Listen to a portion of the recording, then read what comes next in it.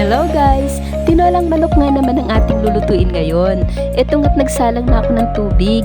6 na baso yan. Tas ilagay na natin ang sibuyas at luya. At ilagay na rin natin ang paminta. 1 kutsarita lang yan. Ngayon, pakukuluin lang natin yan. At habang nagpapakulo tayo, ay umpisahan na po nating balatan ang mga papaya na ating ihahalo sa tinolang manok. Ganito nga pala ang paraan ko ng pagtanggal ng sobrang dagta. Pinutol ko lang yung parte ng papaya na may tangkay. Tapos ayan, ikukuskus lang natin na ikukuskus hanggang sa lumabas yung mga dagta niya. Ayan, kung mapapansin nyo, lumabas na ang mga dagta niya.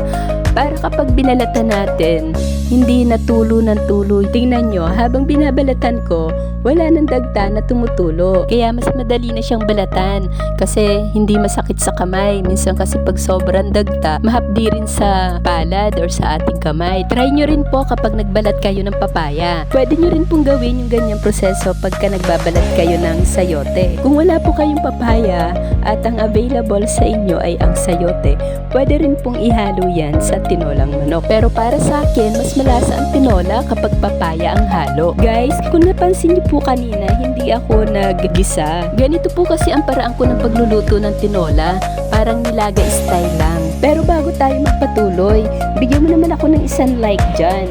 At pakisuportahan na rin po ang aking channel, pakisubscribe na rin po at pakishare na rin po ng video na ito. Ngayon, himayin naman natin ang mga malunggay. Maganda rin ang benepisyo ng malunggay, kaya masarap din itong ihalo sa tinola. Kung meron kayong dahon ng sili, pwede rin po dahon ng sili. Eto't kumukulo na po yung ating tubig na isinalang kanina.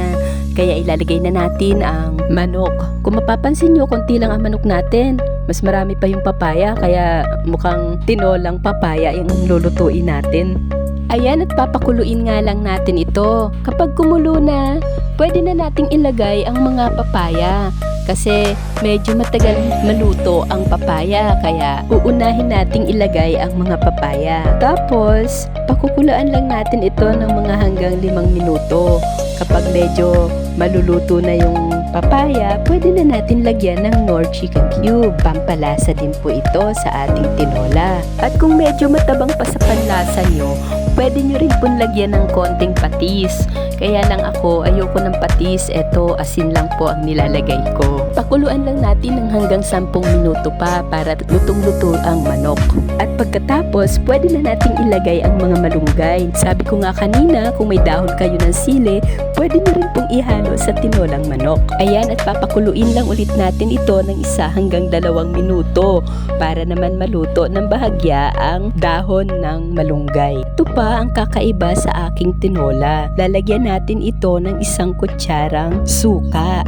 Alam nyo ba kung bakit? Upang hindi madaling mapanis ang ating niluto. Pwede nyo pong itry ito kapag nagluluto kayo. Lalo na kung marami kayong niluto at tingin nyo hindi mauubos ngayong araw. Pwede nyo pong lagyan ng konting suka para hindi agad mapanis. At eto na nga, luto na ang ating tinolang manok. Thank you for watching guys. May God bless. Bye-bye.